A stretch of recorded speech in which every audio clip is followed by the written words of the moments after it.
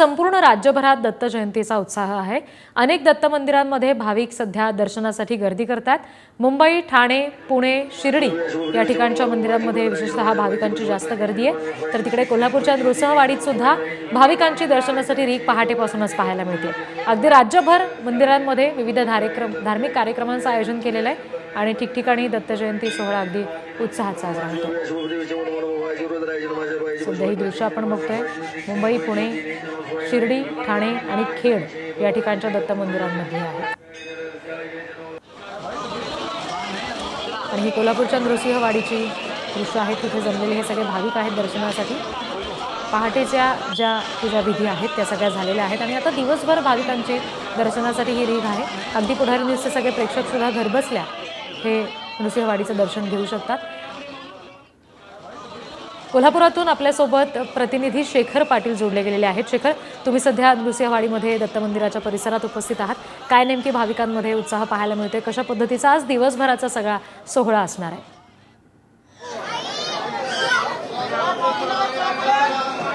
रिद्धी, आज दिवसभर जे आहे ते विविध पूजा जे आहेत ते या ठिकाणी पार पडत असतात। कार्यक्रमांचं देखील आयोजन जे आहे ते दत्त मंदिर परिसरामध्ये होत असतं आणि मी सध्या ज्या ठिकाणी उभा आहे त्याच्या बाजूला आपण ही सुंदर अशी फुलांची आरास देखील पाहू शकताय। दत्त जयंती निमित्त दरवर्षीच हजारोंच्या संख्येनं लोक जे आहेत ते या ठिकाणी येत असतात, दत्ताचं दर्शन जे आहे ते घेत असतात। खरं तर आपण ही दृश्य पाहतोय की दत्त महाराजांचे चरण पादुका आहेत आणि त्यांच्याच खरं तर दर्शनासाठी लाखोंच्या संख्येनं भाविक जे आहेत ते या ठिकाणी येत असतात आणि आपण ही दृश्य पाहतोय। खरं तर महाराष्ट्रातील विविध कानाकोपऱ्यातून भाविक जे आहेत ते या ठिकाणी दाखल झालेले आपण बाजूची दृश्य जे आहे ती पाहतोय।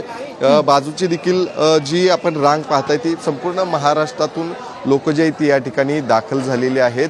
आज सकाळीच खरं तर काकडा आरती पार पडली। काकडा आरतीनंतर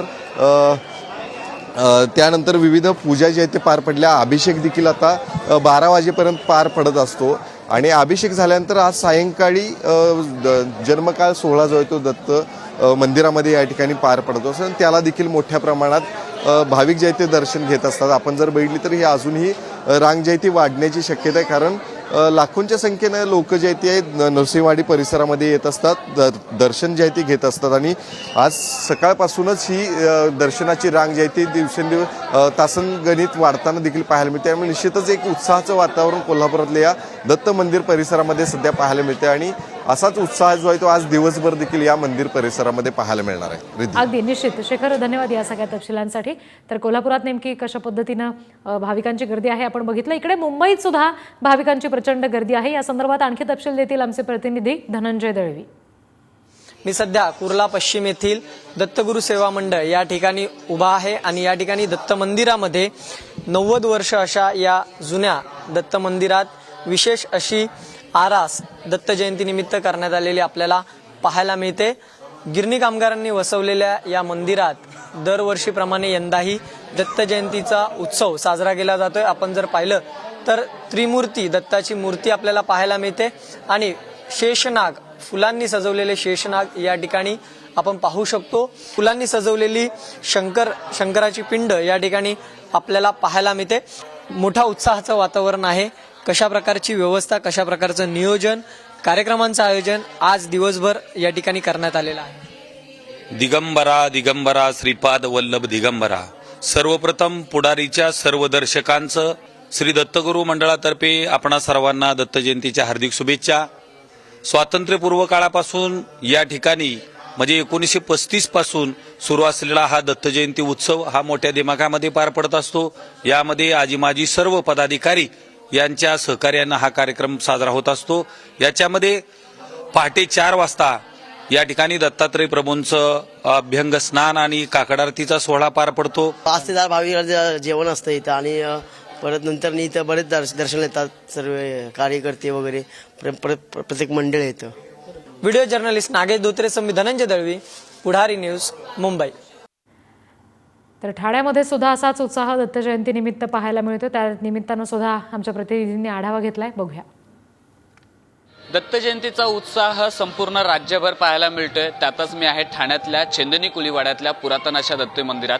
या मंदिराची स्थापना खरं तर 1880 साली झालेली आहे आणि तेव्हापासून दत्त मंदिराचा उत्साह जो आहे, जयंतीचा उत्साह जो आहे तो मोठ्या प्रमाणात या ठिकाणी पाहायला मिळतोय.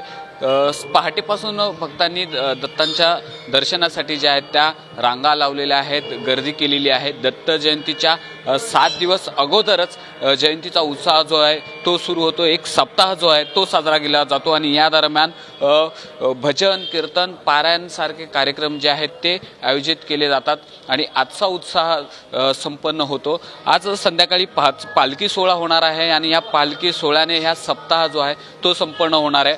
या मंदिरामध्ये मंदिराचे गुरु जे आहेत आपण त्यांच्याकडनं जाणून घेऊ की नेमकी दत्त जयंती यंदा कशी साजरी केली येते. गुरुजी, आपलं काय नाव आहे आणि कशा प्रकारे दत्त जयंती या मंदिरात साजरी केली आहे? आपलं दत्त मंदिर जे आहे चंदनी कुईवाडा पुरातन मंदिर आहे. प्रत्येक वर्षी इथे सप्ताह म्हणजे 7 दिवसाचा सप्ताह असतो, भजन असतो आणि पारायण केलं जातो. या ठिकाणी मोठ्या रांगेने आता संध्याकाळच्या वेळेला 6:40 वाजता महाराजांचा जन्म होणार. त्यावेळेला कीर्तन आणि कीर्तन झाल्यानंतर महाआरती, आरतीनंतर प्रसाद व सर्व भक्तांची इथे लाईन लागते. आणि आज सकाळपासून बऱ्यापैकी भक्तांचे दर्शनाचं उत्साह, आनंद तो घेत आहेत. कॅमेरामन संदीप भारतीसह निकेश शार्दूल, पुढारी न्यूज, ठाणे. तर ठाण्याप्रमाणेच पुण्यामध्ये सुद्धा दत्त जयंतीचा उत्साह कसा आहे हे आमचे प्रतिनिधी सांगतायत. बघूया. राज्यभरात दत्त जयंतीचा उत्साह पाहायला मिळतो आहे. अगदी तसाच उत्साह पुण्यामध्ये देखील पाहायला मिळतोय. पुण्यातल्या श्रीमती लक्ष्मीबाई दगडूशेठ हलवाई दत्त मंदिर ट्रस्टच्या या दत्त मंदिरामध्ये आपण आहोत आणि आपण पाहतोय की जी दत्ताची मूर्ती आहे ती सुंदर पद्धतीनं सकाळी महापूजा झाल्यानंतर या ठिकाणी दर्शनासाठी जी आहे ती खुली करण्यात आलेली आहे. एकूणच संपूर्ण या सुंदर अशा विलोभनीय मूर्तीचं दर्शन घेण्यासाठी भाविक देखील सकाळपासून गर्दी करत आहेत. हा संपूर्ण मंदिर परिसर जो आहे तो आकर्षक फुलांनी या ठिकाणी सजवण्यात आलेला आहे. विविध रंगी फुलांचा वापर करून हा संपूर्ण मंदिर परिसर सुंदर अशा पद्धतीनं सजवला गेला आणि त्यामुळे प्रसन्न वातावरण जे आहे ते या ठिकाणी आपल्याला पाहायला मिळत आहे. अगदी पहाटे जेव्हा महाअभिषेक संपन्न झाला तेव्हापासून आरती झाल्यानंतर दर्शनासाठी जी भाविकांची गर्दी आहे ती देखील आपल्याला या ठिकाणी पाहायला मिळते आहे. आपण अगदी सकाळपासून जे भाविक दर्शनासाठी येत आहेत ती गर्दी पाहतोय. गर्दी जी आहे ती वाढताना पाहायला मिळते. दिवसभर वेगवेगळ्या कार्यक्रमांचं आयोजन या ठिकाणी करण्यात आलं. व्हिडिओ जर्नलिस्ट संपत मोरे समित ज्ञानेश्वर संपल, पुढारी न्यूज, पुणे.